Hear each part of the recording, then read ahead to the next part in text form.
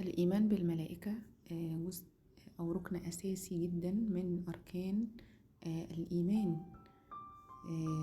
ربنا سبحانه وتعالى بيقول الذين يؤمنون بالله وملائكته، والعجيب إن هي جاية في المرتبة التانية بعد الإيمان بالله سبحانه وتعالى، إن احنا نؤمن بالملائكة وبعد كده وكتبه ورسله. تمام. ففي آية تانية برضو اللي هي ألف لام ميم ذلك الكتاب لا ريب فيه هدى للمتقين الذين يؤمنون بالغيب. وجزء من الغيب هو الملائكة. الملائكة يعني من الأشياء الغيبية بالنسبة لينا. فاحنا لما نؤمن بالله وبملائكته فاحنا كده بنؤمن بالغيب.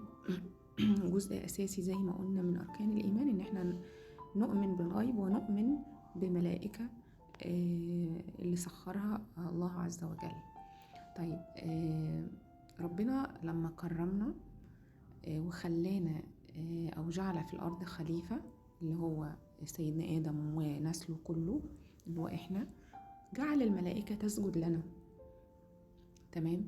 فالملائكة هي كائنات الله عز وجل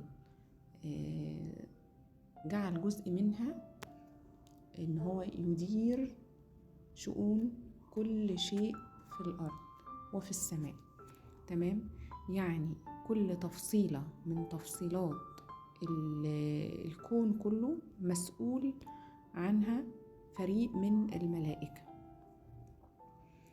فإحنا نظرتنا عن الملائكة اقتصرت بس إن هم بيكتبوا أفعالنا عشان نتعذب بيها، وإن هم بيجوا يقبضوا أرواحنا لما بنموت، ولما بندخل القبر بيعذبونا وبيستجوبونا وبيعذبونا، أو إن هم فئة مخصصة للمقتصرة بس على الرسل والأنبياء، أو إن هم بيسبحوا الله عز وجل في الملأ الأعلى ومش واخدين بالنا من إن رب العالمين وضع زي ما قلنا لكل تفصيلة في هذا الوجود فريق من الملائكة مسؤولة عنه. يعني في ملائكة للرزق، وفي ملائكة للحفظ، وفي ملائكة تدبر أمورنا وتدير شؤوننا، وفي ملائكة ترشدنا.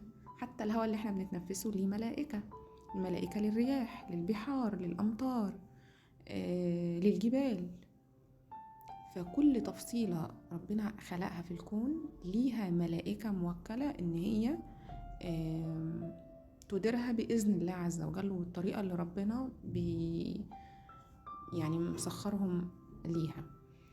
طيب، الملائكة يا جماعة بتحبنا. ملائكة بتحبنا، احنا لينا ملائكة بتحفظنا ويرسل عليهم حفظة. تمام. ربنا بعت لنا ملائكة تحفظنا. طيب، الملائكة بتدعي لنا إن ربنا يغفر لنا ويتوب علينا، وإن هو يدخلنا جنات عدن ويقينا أي شيء يسوءنا. يعني شيء عجيب جدا، إحنا دايما منتبهين ومركزين أكتر مع الشيطان، ولما بنذكر الملائكة وبنفتكرهم بيبقى دول العذاب، دول للأشياء بقى اللي احنا قلناها، للقبض الروح، ليه الكلام ده. طيب، في آيات في القرآن جاية واضحة وصريحة جدا بتقول الكلام ده. الذين يحملون العرش من حوله يسبحون بحمد ربهم ويؤمنون به ويستغفرون للذين آمنوا ربنا وسعت كل شيء رحمة وعلما فاغفر للذين تابوا واتبعوا سبيلك وقهم عذاب الجحيم. يبقى هم بيستغفروا لنا وبيطلبوا المغفرة لينا. تمام. في آية تانية ربنا وأدخلهم جنات عدن التي وعدتهم ومن صلح من آبائهم وأزواجهم وذرياتهم إنك أنت العزيز الحكيم. وقهم السيئات ومن تق السيئات يومئذ فقد رحمته وذلك هو الفوز العظيم. وهو القاهر فوق عباده ويرسل عليكم حفظة.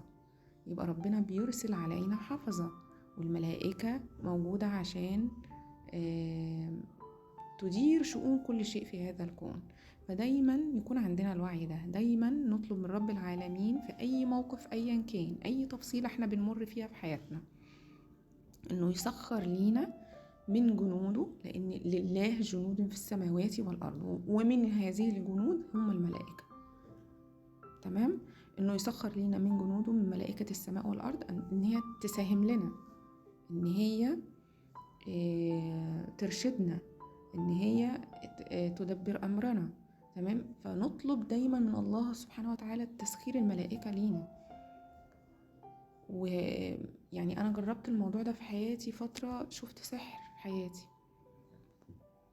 يعني حاجات كنت لا يمكن اتخيل انها تتحقق او تكون، وفي مواقف صعبة جدا، والاقي نتيجة غريبة. يعني الناس كلها بتستعجب انتي ازاي ده حصل. ببقى طالبة من ربنا عز وجل انه يسخر لي جنود السماوات والارض والملائكة الكرام ان هم يساعدوني يساهمولي. وفي ايات برضو بتقول لنا يا جماعة في القرآن ان احنا دايما نطلب من الله عز وجل، نستغيث بيه. تمام. إذ تستغيثون ربكم فاستجاب لكم أني ممدكم ب1000 من الملائكة مردفين وما جعله الله إلا بشرى ولتطمئن به قلوبكم وما النصر إلا من عند الله إن الله عزيز حكيم.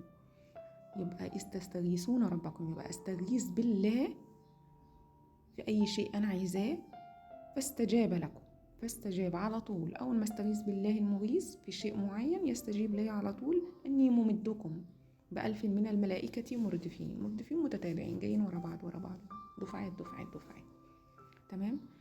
آية تانية، بلى إن تصبروا وتتقوا ويأتوكم من فورهم هذا يمددكم ربكم ب5000 من الملائكة مسومين. يعني حاجة مفيش بعد كده.